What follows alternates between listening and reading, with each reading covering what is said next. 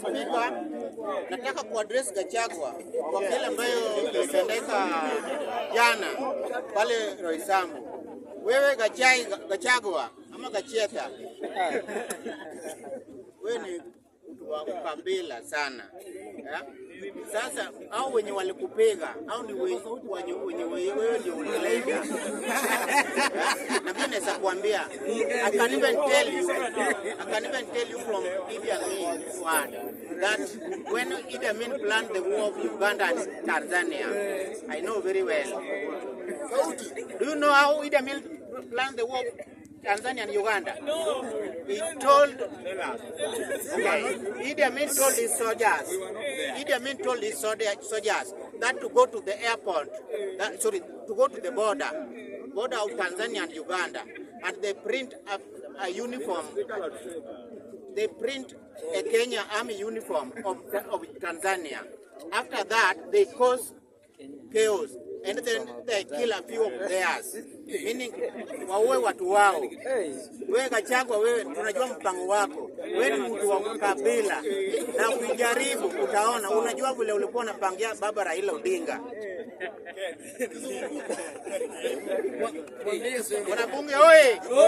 Wanabunge oye!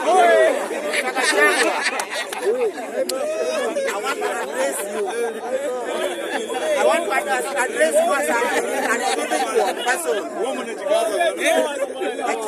want to address you as an individual person.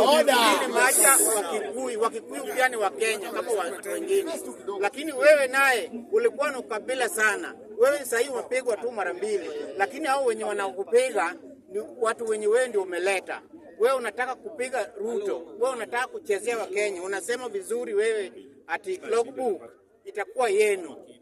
So mimi najua maana ya logbook, meaning president nyinyi ndio mtakuwa, lakini hamtaweza Ruto. Hakuna mahali Ruto haisai fail. Hakuna mahali Ruto haisai fail. Hakuna mahali Ruto haisai fail.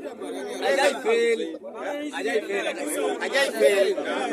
Na hata fail ni ukweli. Na Raila amesema vizuri ni Ruto.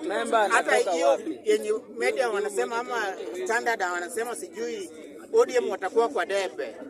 Hizo ni uongo. Tuna support Ruto mpaka 2032. Nimesema vizuri. Mimi ni mtu wa Raila. Maneno ni moja sasa.